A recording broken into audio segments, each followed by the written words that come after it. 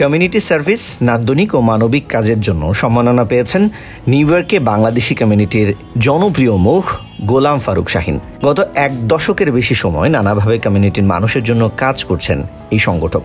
Covid থেকে শুরু করে রমজান এবং বিভিন্ন সময় কমিউনিটির মানুষের জন্য নিরলসভাবে কাজ করায় এবার new York state senate office এবং নিউ ইয়র্কের 4th সিনেট ডিস্ট্রিক্টেটর সিনেটর মনিকা আর মার্টিনেজের পক্ষ থেকে সম্মাননা দেওয়া হয়েছে গোলাম ফারুক শাহীনকে।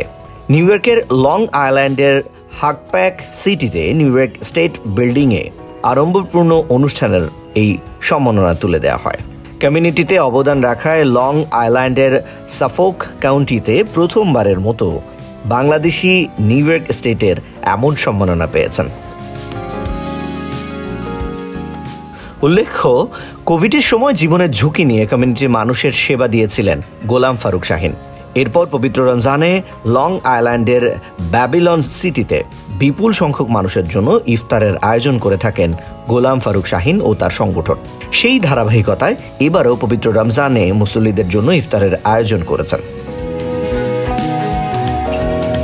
জাতিসংঘের বিভিন্ন কাজে নিজেকে সম্পৃক্ত রেখে বিভিন্ন চ্যালেঞ্জ মোকাবেলায় গুরুত্বপূর্ণ অবদান রাখছেন তিনি। এসব কাজের স্বীকৃতি স্বরূপ তাকে এই সম্মাননা দেওয়া হয়েছে। নিউ ইয়র্ক স্টেট বিল্ডিংয়ে আয়োজিত অনুষ্ঠানে অন্যান্যদের মধ্যে উপস্থিত ছিলেন director of district operations and programs miss Adina Biden Bender. এই সময় অন্যান্যদের মধ্যে আরও উপস্থিত ছিলেন সিনেটরের সহকর্মীবৃন্দ। এমন অসাধারণ মুহূর্তে সবার কাছ থেকে অভিনন্দন পেয়েছেন গোলাম ফারুক শাহীন। এক প্রতিক্রিয়ায় এই সম্মাননা পাবার পর গোলাম ফারুক শাহীন জানান, এই সম্মাননা পাওয়ার পর দায়িত্ব বেড়ে গিয়েছে তার। ভবিষ্যতে আরও মানবিক কাজ করতে অনুপ্রেরণা হিসেবে কাজ করবে এই সম্মাননা। SITV, new York.